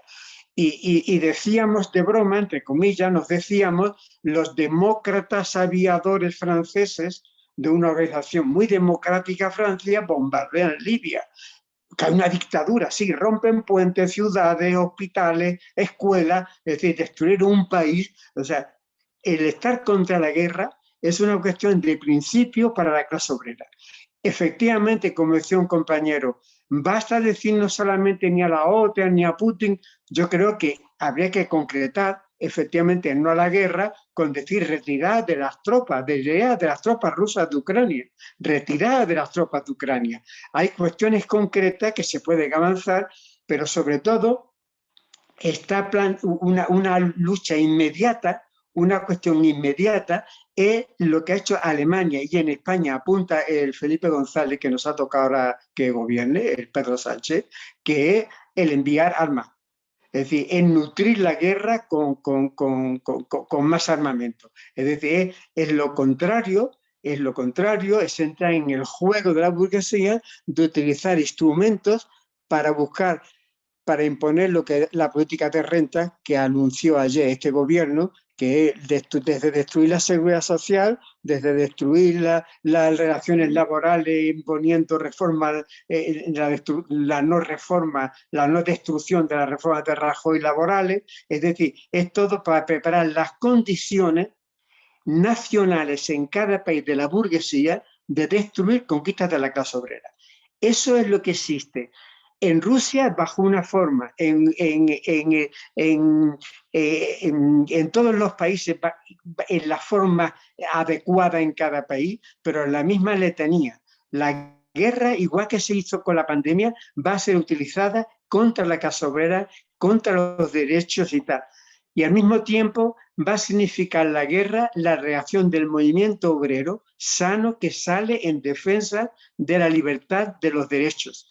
No olvidemos las manifestaciones en Rusia exigiendo, rechazando la invasión, ahí me ha recordado las cuestiones de la Primera Internacional, de la Primera Guerra Mundial del siglo pasado.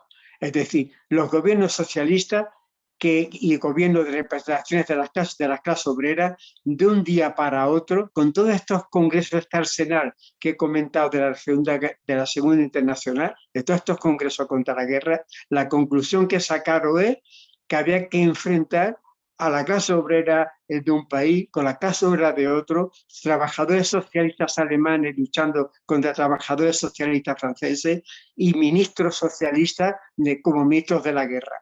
El tufo que la ministra española de la guerra me dio a mí los otros días me recordó eso, el tufo también de los trabajadores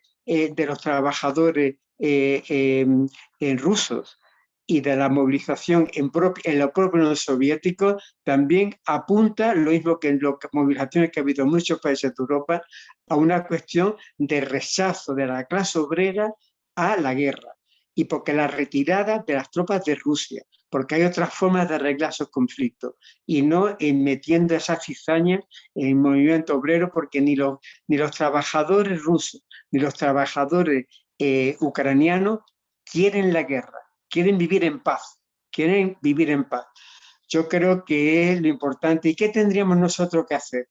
Yo creo de estar muy pendientes, porque lo que ha aparecido como si fuera una cuestión de unos días, una pequeñita maniobra parlamentaria de Felipe González que nos ha tocado, de Pedro Sánchez, o una maniobra parlamentaria del Partido Socialista Alemán, ojo, eso no se sabe hasta dónde puede llegar.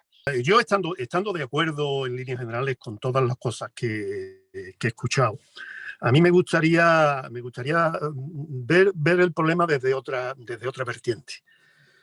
Yo en estos días he escuchado mucho el discurso de los buenos y los malos, o los malos y los buenos, o dependiendo de quién hablase, pues los buenos estaban en un lado y los malos estaban en otro.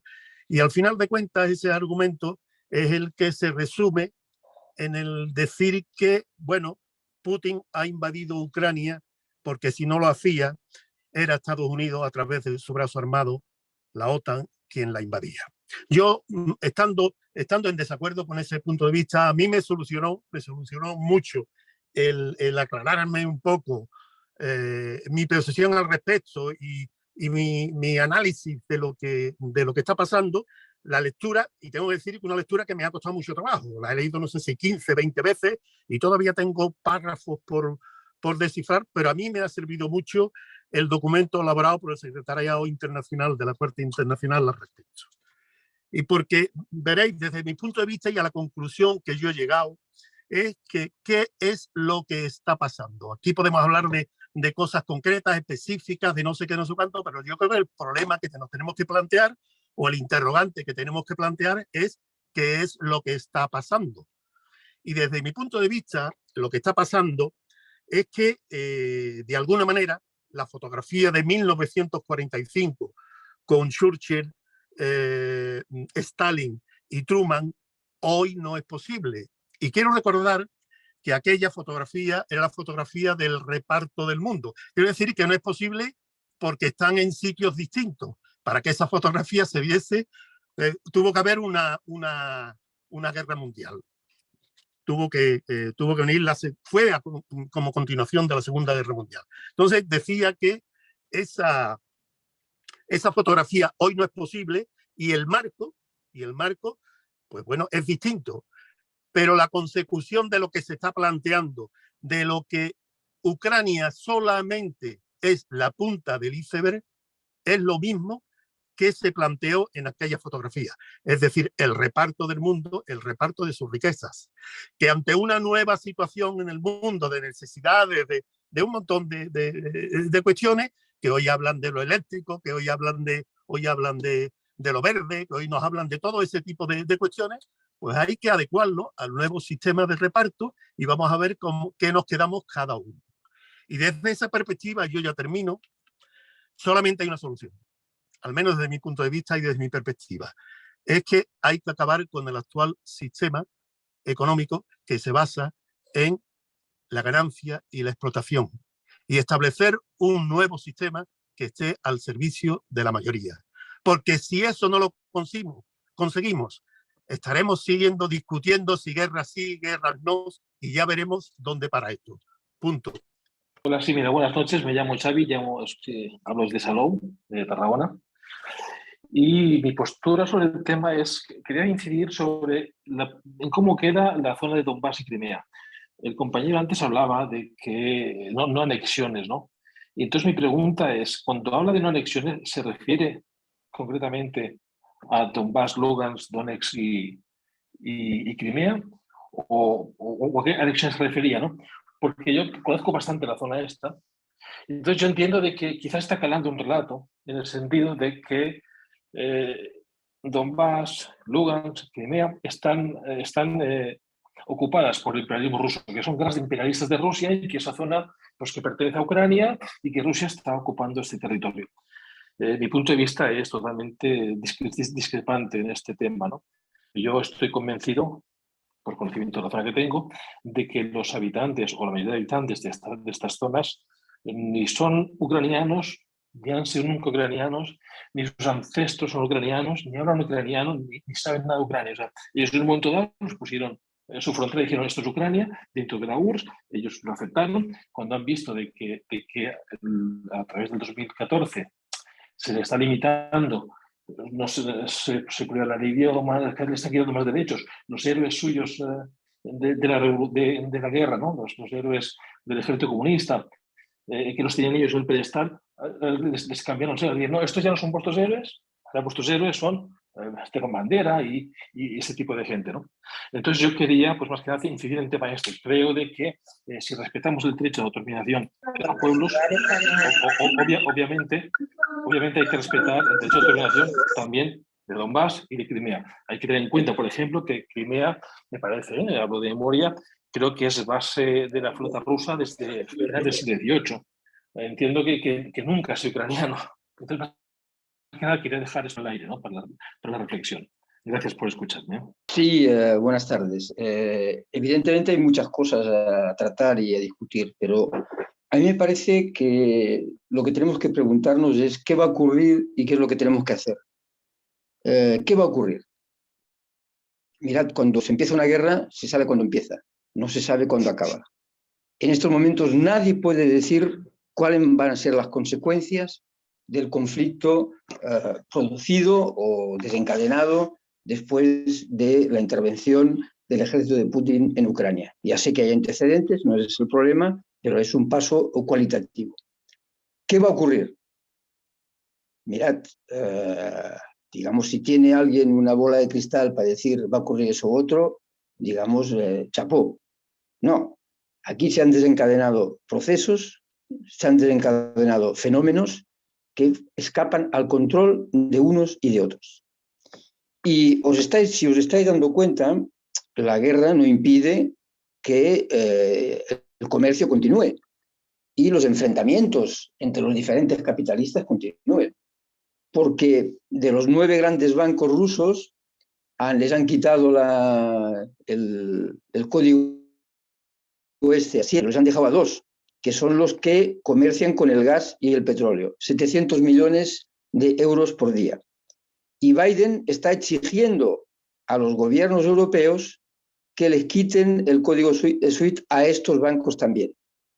Porque lo que ya se ha modificado es la relación que ya existía de dominación en relación al imperialismo norteamericano y los gobiernos europeos, y el que está dictando cada paso es Biden. Y ya no necesita la OTAN. Habláis de la OTAN, pero la decisión de enviar armas a Ucrania es de la Unión Europea. Ahí se desvela el carácter realmente que tiene la Unión Europea. Se ha votado en las instancias de la Unión Europea y los diferentes gobiernos europeos están siguiendo, digamos, en pocos días han cambiado de posición en relación a eso.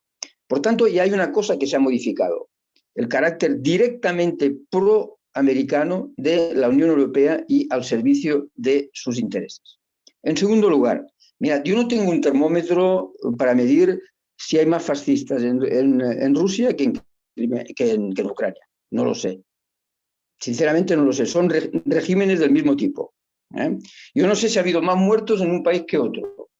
Yo no sé cuántos muertos ha habido en Kazajstán cuando hace unas semanas el ejército de Putin, y no era en relación a la OTAN, intervino para aplastar una sublevación popular en contra de la subida de precios de la energía. Se puede decir que todo eso estaba manipulado, claro, se puede decir todo, pero allí no se puede decir que había la OTAN. Entonces, el problema no se trata de ver quién es más de derechas o menos, que son regímenes extraños los dos a los intereses del movimiento obrero y del pueblo. Y nosotros, yo particularmente, como ser marxista, me determino en relación a la propiedad. Mirad, el 85% del Producto Interior Bruto de Rusia va directamente a los paraísos fiscales.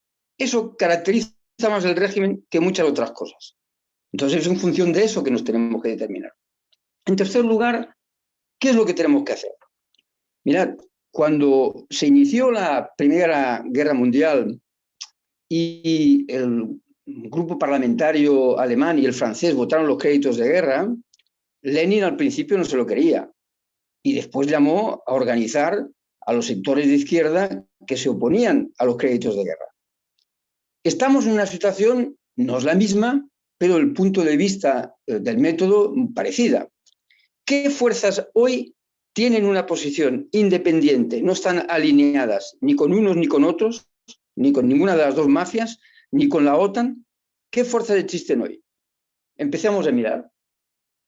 Hay un llamamiento de sectores de izquierda rusos, en el cual hay algunos dirigentes del Partido Comunista, algunos, no el Partido Comunista oficial, que llaman a una movilización antibélica. Y lo que está ocurriendo en Rusia solo es la punta del iceberg, porque Rusia está atravesada de centenares de peticiones de todos los sectores contra la guerra en estos momentos. Entonces no podemos prever cómo va a acabar eso. Quizá, como dijo Silvia al principio, una guerra lleva a la revolución. Quizá. En segundo lugar, un segundo partido obrero en Alemania, Die Linke, se ha roto. Una parte del grupo parlamentario se ha opuesto a la posición de apoyo a la política de Scholz, que es de armamentista detrás de la OTAN. Política que además rompe con la Constitución alemana, que dice nunca más la guerra. O sea, negaba al gobierno alemán la posibilidad de intervenir en el exterior. Hay un sector del movimiento obrero organizado que se pronuncia claramente contra esta operación. Y daos cuenta que las mayores manifestaciones que ha habido contra la guerra ha sido la de Berlín este sábado pasado, que había 400.000 manifestantes.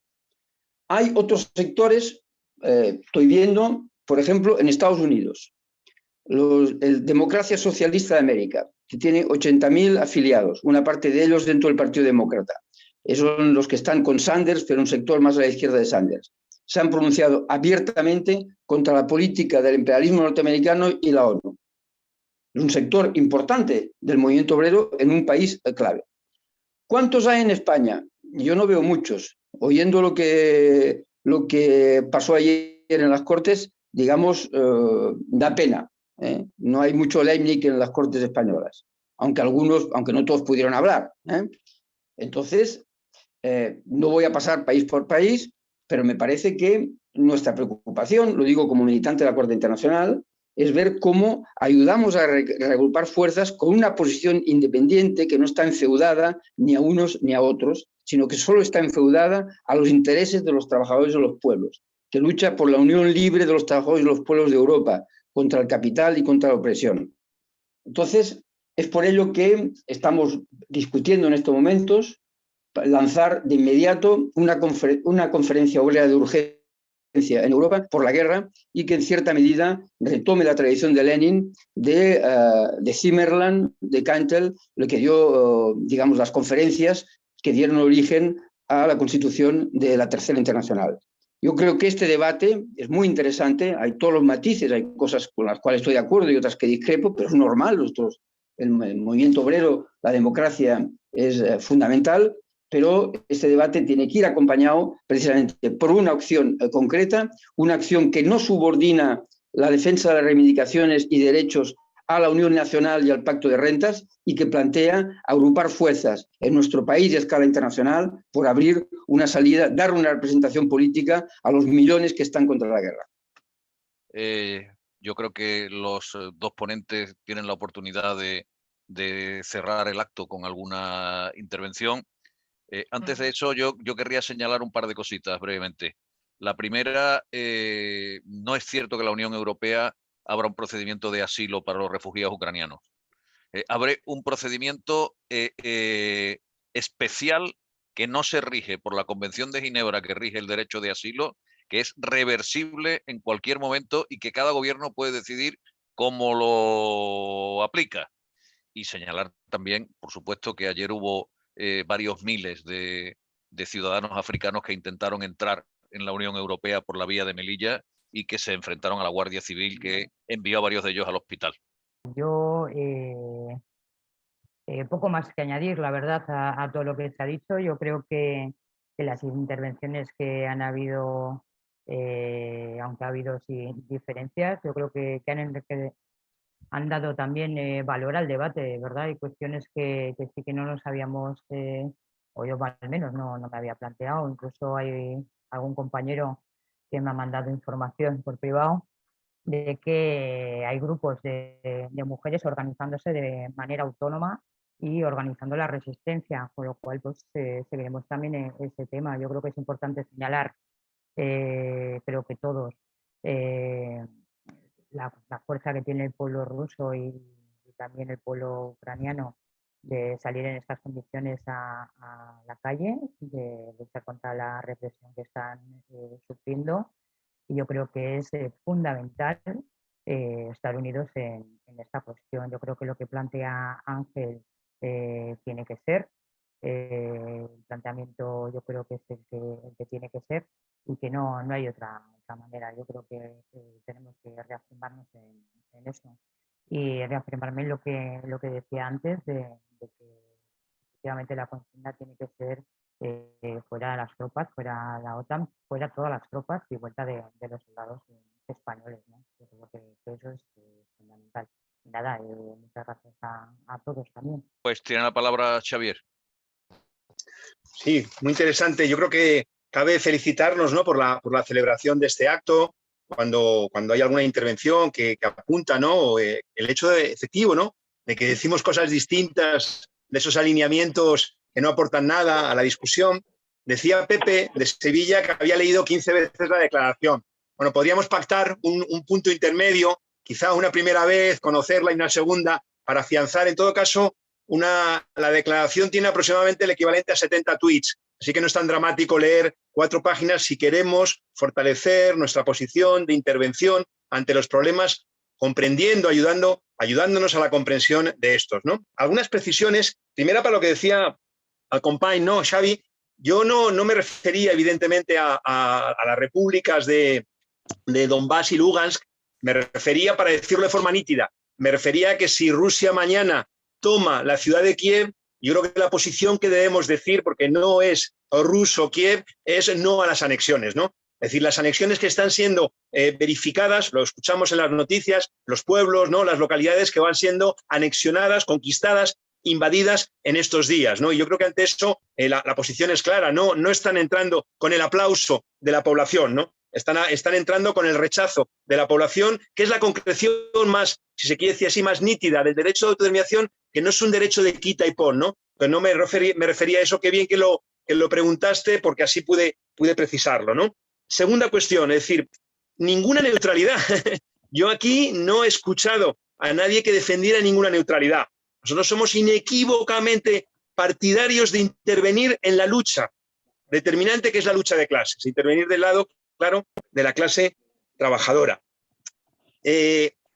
Alguien dijo, oligarcas corruptos que hay en aquellos lares. Una precisión importante, oligarcas corruptos que hay en todos los lares, porque la definición misma de oligarca es corrupto, porque corrupto, ¿verdad?, que es aquel que se queda con lo que es de todos, y por tanto, por definición, los capitalistas son corruptos. Cuidado con esa formulación de que si en un sitio más o menos, o que si el problema es en el marco del Estado. Es decir, el capitalismo es corrupto por definición como las privatizaciones son políticas por definición corruptas y no pueden ser de otro modo. Por cierto, quien las haga y se apellide como se apellide, quien las hace. Comentaba la compañera Elsa, bueno, ¿por qué la OTAN? Es decir, es que las cosas no ocurren por casualidad, es el mercado lo que hay detrás. Es la pugna por el mercado, ¿no? Y se expresa por parte de la OTAN y también se expresa por parte, a su escala, de Putin defendiendo los intereses de esa clase remedo de clase burguesa tan parasitaria, aunque todas, por definición lo sean, que es la rusa. Nadie dijo, creo que nadie dijo, y mejor que haya sido así, solidaridad con el gobierno ucraniano. Un gobierno que, como muy bien señalabas también, Elsa, prohíbe en el año 2015 el Partido Comunista. Yo señalaba el carácter de rehén de Ucrania. Creo que es una fórmula muy gráfica y si repasamos todo lo que ha ocurrido en el periodo reciente vemos que es así, ¿no? Y hay un aspecto que fue planteado por el compañero que primero tomó la palabra que creo que es interesante para la discusión, ¿no? Decía, si tenía alternativa Putin. Pues claro que Putin no tiene alternativa, porque los capitalistas no tienen alternativa. Porque ninguna hipotética conferencia de paz ni ninguna intervención militar podía evitar la Primera Guerra Mundial. La Primera Guerra Mundial solo la habría podido evitar la clase trabajadora actuando por sus propios medios, pero la realidad es que la mayor parte de la dirección de la clase obrera organizada entonces, agrupada en la Segunda Internacional, traicionó el acuerdo, la posición, digamos que venía de una trayectoria ya de la Primera Internacional, etcétera, que era el de no suscribir las opciones, las orientaciones, las campañas imperialistas de los gobiernos respectivos. No es una casualidad, precisamente en Rusia, donde el partido bolchevique y sectores internacionalistas como los que integraba Trotsky se opusieran a esa orientación y eso fuera, entre otras cosas, un factor determinante para la propia revolución y desde luego para la conformación de la Tercera Internacional en 1919. Claro que no tiene alternativa, pero es que cuando se dice, yo si he escuchado bien, ¿no?, la derrota militar de la OTAN por Putin, ¿no? Es decir, pensemos en esa afirmación, ¿no? Lo primero, yo no soy experto militar, desde luego, pero se me hace impensable, ¿no?, el escenario de que el ejército ruso pudiera derrotar a la OTAN. Pero es que antes de imaginar incluso ese resultado final, lo que sé es el padecimiento terrible que supondrían el conjunto de los pueblos, de la clase trabajadora, de los sectores populares, los que, por cierto, como se dijo, también padecen las sanciones. Que no tenga alternativa Putin, que no tenga alternativa la OTAN, no quiere decir que la mayoría sí que tengamos alternativa. Claro que la tengamos, claro que la tenemos. Y mirad, voy a leer muy brevemente un pequeño texto que es del día 26 de octubre de 1917. Se llama Decreto de la Paz y está firmado por el segundo Congreso de los Soviets de Diputados Obreros y soldados de Rusia, de toda Rusia. Solo voy a leer un pequeño fragmento, el inicial. Dice: el problema de la paz es un problema candente, palpitante, del momento actual. Mucho se ha hablado y escrito acerca de este problema, y es seguro que todos vosotros lo habéis discutido muchas veces. Permitid, pues, que os lea la declaración que ha de hacer el gobierno que acabáis de nombrar. El gobierno obrero campesino creado por la revolución del 24-25 de octubre y que se apoya en los soviets de diputados obreros, soldados y campesinos, propone a todos los pueblos beligerantes y a sus gobiernos entablar negociaciones inmediatas para una paz justa y democrática. El gobierno considera la paz inmediata, sin gobiernos entablar negociaciones inmediatas para una paz justa y democrática. El gobierno considera la paz inmediata sin anexiones, es decir, sin conquistas de territorios ajenos, sin incorporación de pueblos extranjeros por la fuerza. A esto me refería, Xavi. Ni contribuciones como una paz justa o democrática como la que ansía la aplastante mayoría de los obreros y de las clases trabajadoras de todos los países beligerantes, agotados, atormentados y martirizados por la guerra. La paz que los obreros y campesinos rusos han reclamado del modo más categórico y tenaz después del derrocamiento de la monarquía zarista. Hay distintas formas de resumir lo que acabo de leer. Es el principio, como decía, no sé si me escuchasteis, del decreto de la paz promulgado, firmado por el segundo congreso de los soviets de diputados obreros y soldados de toda Rusia, el día inmediatamente posterior a la conformación del gobierno obrero y campesino el 25 de octubre del 17. ¿Sabéis cómo se puede resumir? Es exactamente la antítesis de Putin. No hay ningún elemento en común. Es exactamente lo opuesto. Ni que decir tiene que no hay ningún elemento en común, ni podría haberlo el de la OTAN. Cuando yo señalé el diálogo social como elemento fatídico para los intereses de la mayoría, lo señalé en el sentido de que entroniza intereses supuestamente comunes que no son los nuestros, sino que por el contrario presenta como si fueran comunes los intereses del capital. Eso se puede expresar de otra forma, y hay compañeros que conocen ese terreno y lo pueden verificar.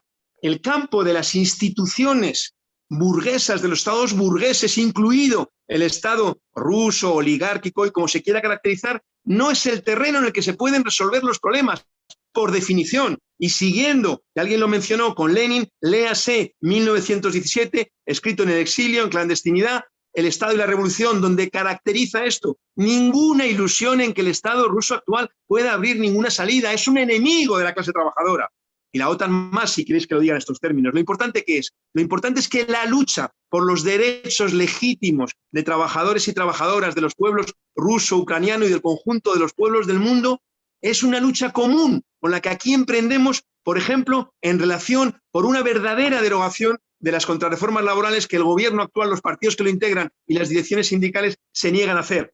Es la lucha por una auditoría efectiva realizada en condiciones efectivas de todo el desvío de fondos de la seguridad social para gastos impropios. Es la lucha contra un proyecto de ley universitaria que promovía Castells y hoy mantiene, refrenda el nuevo ministro Subirats, también de la izquierda, no sé cuántos apellidos, que es la continuidad de la política de Aznar. Y en ese cuadro, nuestra lucha tiene que integrar también una consigna elemental, aparte de las que hemos dicho, que es todos los fondos públicos para las necesidades de la mayoría. Las necesidades, por cierto, no menores en términos de sanidad, en términos de educación, en términos de vivienda, en términos de transporte. Ese es el camino. Y ahí sí hay salida al falso dilema de Putin u OTAN. Ahí hay la salida, efectivamente, y quizá alguien pueda chocarle, porque es verdad que decimos cosas bastante distintas a los que dicen la mayoría, a alguien quizá pueda chocarle que apelemos a la Revolución Rusa.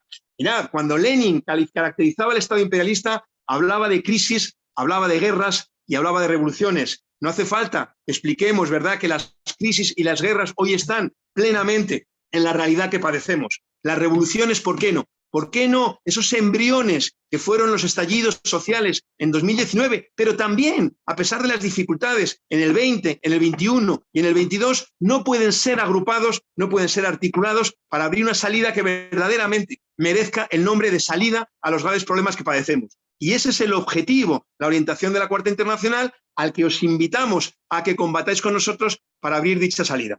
Gracias, Xavier. Gracias a todos y a todas por vuestra atención. Espero que la charla os haya sido fructífera.